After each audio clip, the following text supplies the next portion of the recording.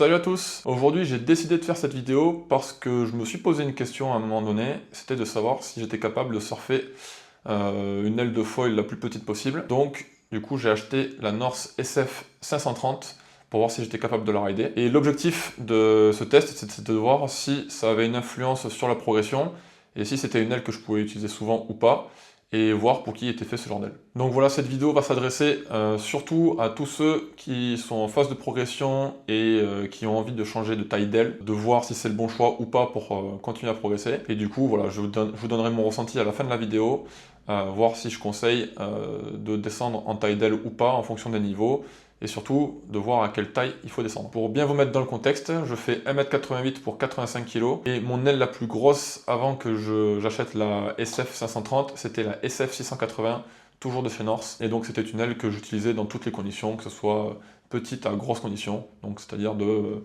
40 cm de vague à 2 mètres sans problème. Donc voilà, dans l'idée, je voulais voir si une aile encore plus petite me permettait d'aller plus vite, de mieux carver, et surtout de progresser. Donc voilà pourquoi j'ai fait le choix de la SF 530. Donc pour vous présenter un petit peu rapidement la SF 530, que voici.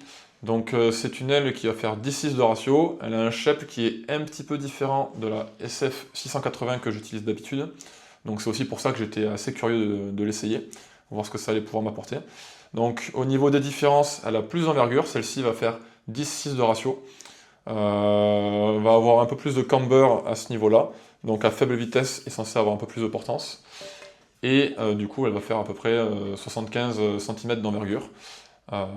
Donc voilà, donc c'était quelque chose qui me paraissait cohérent pour mon achat et pour mon utilisation. Et donc pour ceux qui sont curieux de savoir avec quoi j'ai utilisé cette aile, du coup je l'ai utilisé avec le stab en 145 V2 et le fuselage en 65. Et pour le mât, j'avais le mât que j'utilise tout le temps, du coup le mât 80 en ultra haut module. Quand j'ai reçu l'aile, la première pensée qui m'est venue c'était: ouais, ça a l'air de vraiment glisser, d'aller très vite. Je vais pouvoir carver beaucoup mieux et je vais surtout pouvoir progresser beaucoup plus rapidement. Mais vous verrez dans la suite de la vidéo que la réalité a été un petit peu différente. Pour la première session avec la SF 530, au premier take-off, j'ai senti la différence directe avec ma SF 680. La première chose qui m'a choqué, c'était la vitesse.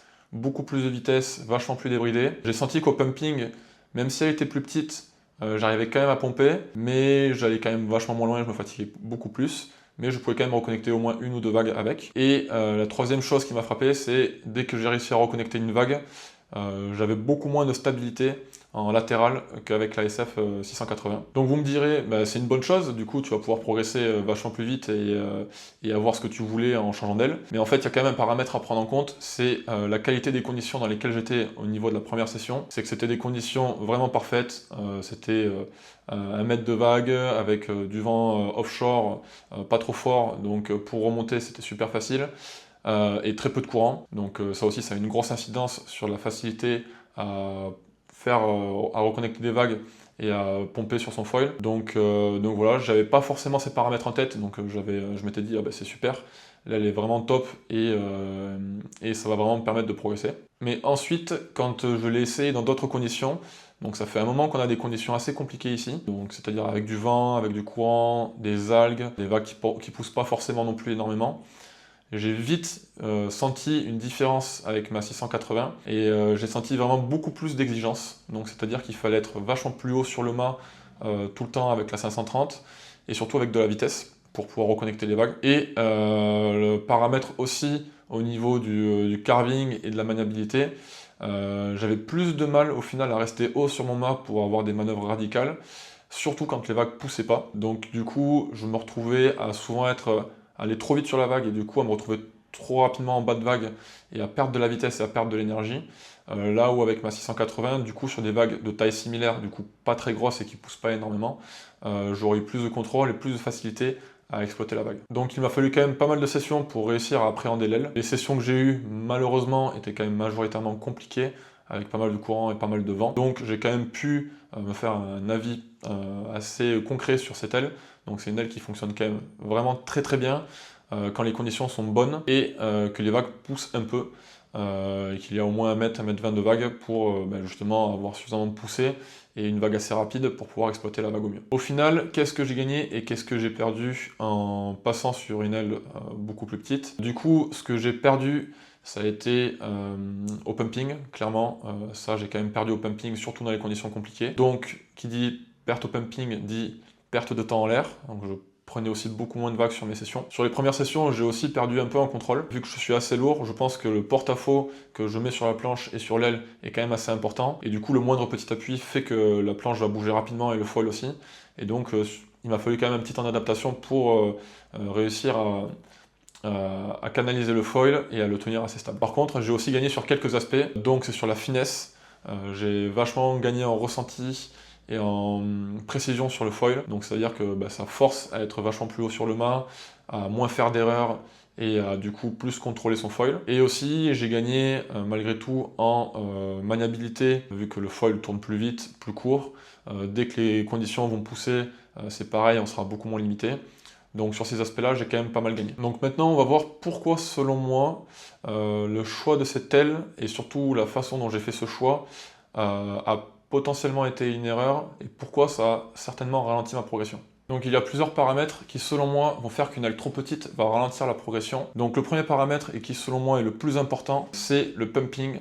Donc on va clairement perdre en pumping, en efficacité, on va se fatiguer beaucoup plus, et du coup on prendra beaucoup moins de vagues, donc il va y avoir beaucoup moins de répétitions sur les vagues qu'on va prendre, vu qu'on en prendra moins, et donc on va pouvoir moins travailler ces manœuvres, et beaucoup moins progresser du coup sur celles-ci, tout simplement sur la durée. Ensuite, le deuxième point qui va faire qu'on va moins progresser au final, c'est qu'on va avoir beaucoup d'informations à gérer, donc la vitesse, la maniabilité, et aussi le pumping du coup, qui vont faire qu'on va peut-être être un petit peu trop entouré d'informations, on va avoir trop d'informations à comprendre en même temps et à gérer. Donc si on n'a pas le niveau ou si l'aile est vraiment pas adaptée à ce qu'on fait, on va tout simplement être frustré et on va pas comprendre tout ce qui va se passer, on risque de prendre de mauvais réflexes et donc de mauvais positionnements sur la planche et de mauvais mouvements avec les bras et le haut du corps. Et donc au final, ne pas progresser, et même si on a l'impression de progresser, on peut vraiment prendre de mauvaises habitudes. Maintenant, vous allez me dire, du coup, pour qui est fait ce genre d'aile? Donc, ce genre d'aile-là n'est pas fait forcément pour tout le monde, donc il faut quand même déjà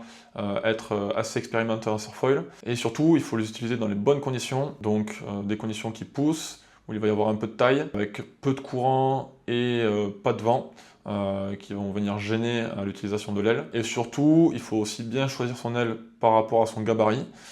Tout simplement parce que moi, voilà, je fais 85 kg. J'ai prêté mon aile à des amis qui sont beaucoup plus légers que moi, et pour le coup, eux, ils n'ont pas du tout eu les mêmes soucis que moi. Eux, ils ont vraiment adoré l'aile, et même dans les petites conditions.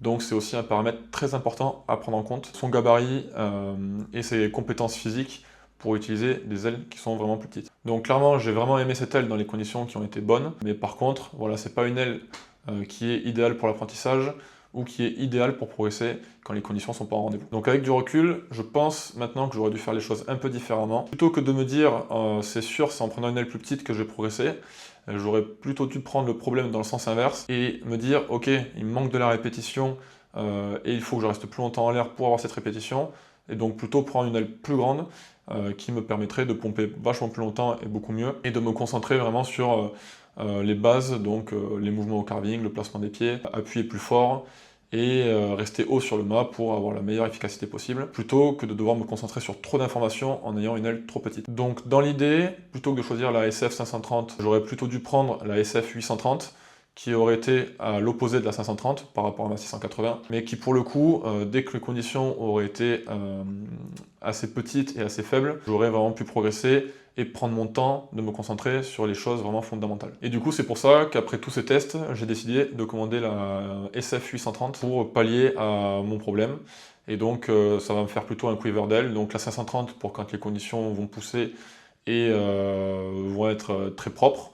La 680 quand ça sera l'entre-deux, et la 830 quand ça sera plus petit, ou quand je souhaiterais vraiment rester longtemps en l'air et progresser le plus possible. Donc pour terminer, est-ce que avoir acheté cette aile était une erreur? Je pense clairement pas que c'était une erreur, parce que elle m'a permis de comprendre pas mal de choses, même si voilà, j'ai eu pas mal de sessions où je suis sorti de l'eau assez frustré parce que je prenais pas suffisamment de vagues, j'avais du mal à remonter, vu que les conditions étaient assez compliquées. Mais par contre, ce qu'elle m'a apporté en retour en compréhension était assez énorme. Maintenant, l'erreur que je pense avoir commise, c'était de la choisir sans prendre en compte mon poids et mes capacités physiques et techniques, dans le sens où je pense que le poids du rider a une grosse incidence par rapport à la taille minimum qu'il faut prendre d'aile pour avoir le maximum, le bon ratio performance et accessibilité par rapport à son aile. Donc c'est pour ça que je pense que la 680 est pour moi, mon gabarit et mon niveau, une bonne aile